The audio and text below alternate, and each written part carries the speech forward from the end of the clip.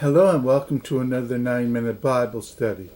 Our starting point, Hebrews chapter 4. Let's look at verse 16 where it says, "Let us, believers in Jesus, therefore come boldly to the throne of grace, that we may obtain mercy and find grace to help in the time of need." The word boldly, as we saw in our last lesson, we can use the word aggressive, as in not passive, just sitting there waiting for everything to happen, because in the way of miracles, if you're just waiting for things to happen, probably won't happen. Boldness is a key point here. In this verse, what do we see? Let us come boldly to the throne of grace. Why? 1, that we may obtain mercy. 2, that we may find grace or unmerited favor to help in time of need. I would call healing the need for help, wouldn't you? So would I. So what do we see here? If we are in need of healing, if we are in need of any help, we can come boldly, not passively, boldly to the throne of grace where Jesus is, and we can get help in our time of need. Now let's go back to what we were looking at. And that would be what? Luke chapter 7. Let's start with verse 1. Now when he, Jesus, had ended all his sayings in the audience of the people, he entered into Capernaum. Verse 2. And a certain centurion servant, who was dear to him, was sick and ready to die.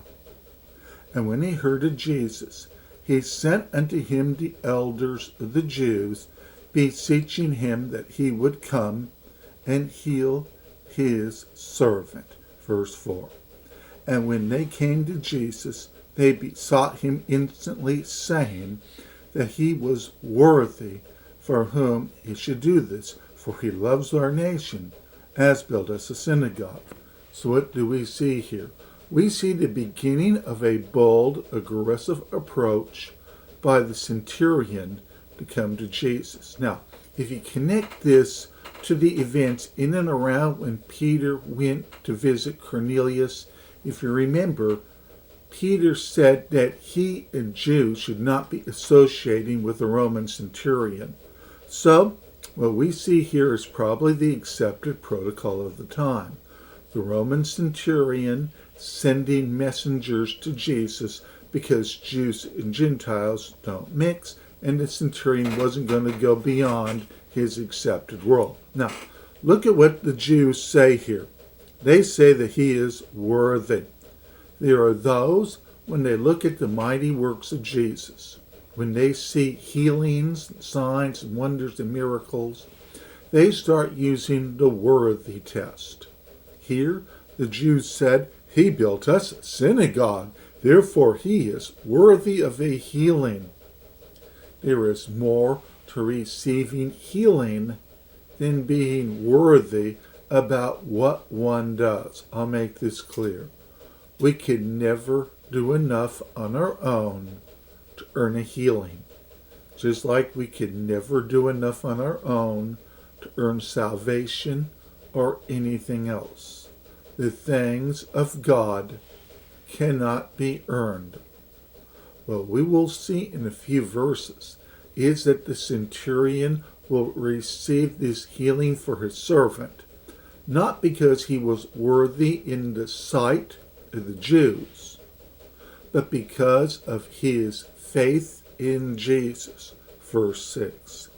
Then Jesus went with them, and when he was now not far from the house, the centurion sent friends to him, saying unto him, Lord, trouble not thyself, for I am not worthy that thou should enter under my roof. Here the centurion is very clear. I am not worthy. When we look at our lives, are we worthy of anything? Not really. Actually, in the eyes of God, in our sinful self, no, we're not worthy. Now here's the centurion. He comes to the exact same conclusion. I am not worthy for you to enter my roof. Verse 7. Wherefore neither thought I myself worthy to come unto thee. But saying a word, and my servant shall be healed. Now, what is the centurion asking for? Jesus to boldly send the word so his servant would be healed. If we are looking for a healing and miracle, one, faith. And Jesus will mention this clearly. Two, boldness. Why am I mentioning boldness? Because when faith is in action, there will be a bold action that goes along with it. Not passive, not just waiting, but a bold action that comes with it. Verse 8. For I also am a man set under authority, having under me soldiers, and I say to one, go, and he goes, and to another, come, and he comes, and to my servant, do this, and he does this. Why does the centurion do this? Because he knows he has authority, therefore he can boldly say to his soldiers, do this. He realizes in the things of the Spirit, the spiritual realm, Jesus has this same authority. He can tell a sickness to leave, and the sickness has to leave. Now, what do? We trust Jesus to do this.